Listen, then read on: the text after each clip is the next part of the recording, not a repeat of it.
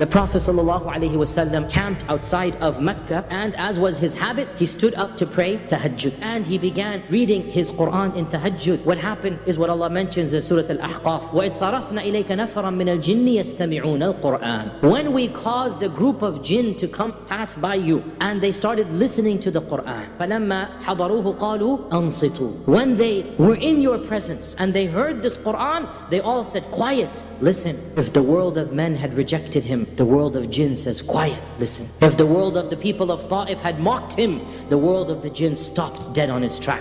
قالوا أنصتوا فلما قضي. Once you finished your tahajjud, so they listened to the whole tahajjud of the Prophet ﷺ. It was a real tahajjud, 2-3 hours long minimum. And when they finished, فلما قضي ولوا إلى قومهم منذرين. They were transformed not just into Muslims, they became warners and scholars and da'is to their own people. And they returned all the way back to their people, and they said, قالوا يا قومنا إنا سمعنا كتابا أنزل من بعد موسى مصدقا لما بين يديه يهدي إلى الحق وإلى طريق مستقيم يا قومنا أجيبوا داعي الله وآمنوا به. They said, oh our people, we have heard of a book that has come after the book of Musa, and it is calling people to righteousness and guidance. Oh our people, respond to the caller of Allah and believe in him. And this was the first batch of jinn converts to Islam. And these very people, they went to their people, and their people converted to Islam, and they came back to Mecca while the Prophet ﷺ was in Mecca, and they wanted to learn Islam from him. Ibn Mas'ud radiallahu ta'ala anhu was asked by his student Alqamah, was anybody there when the Prophet ﷺ experienced the Laylat al-Jinn? It is called the Laylat al-Jinn. There's two reports. The first one is in Sahih Muslim, and it goes as follows. Ibn Mas'ud said, no, nobody was there. One night we were with the Prophet ﷺ, and then he disappeared, and we started looking for him everywhere, fil awdiyati wa shi'ab, and we could not find him, and we thought that he had been kidnapped or assassinated, and we spent the worst night of our lives until when the morning broke, we saw him coming from the direction of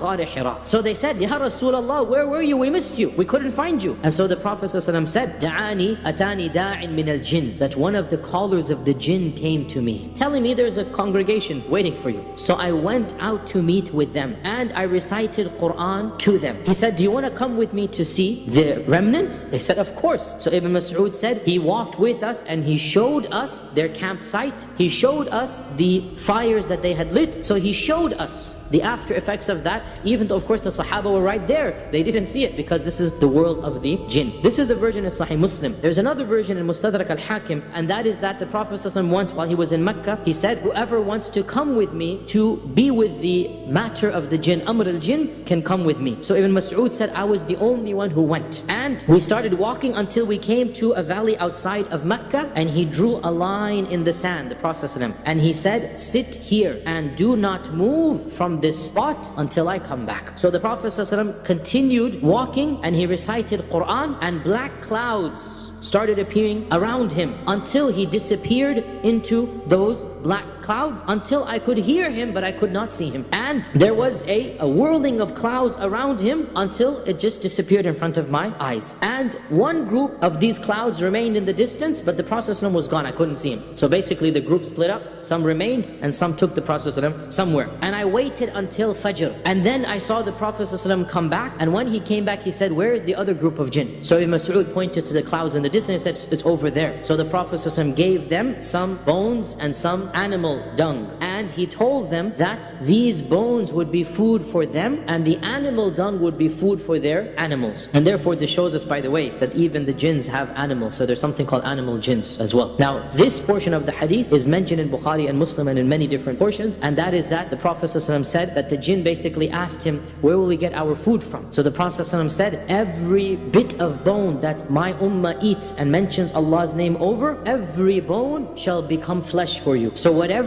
meat that we eat, while we say Bismillah, or we sacrifice an animal, we say Bismillah, we eat the meat, but then there is another type of meat in another world beyond our senses where the Muslim jinns can eat of this meat. The reason why the jinns are asking this is because the shayateen eat that over which Allah's name has not been mentioned. And so the shayateen eat haram meat basically. So the Muslim jinn said, now that we've accepted Islam, where will our food come from? So the Prophet ﷺ gave them the counter, that from now on, any Muslim who eats anything eating, that food will become food for you. And the animal droppings of the animals that the Muslims have, they will be transformed into the food for your animals.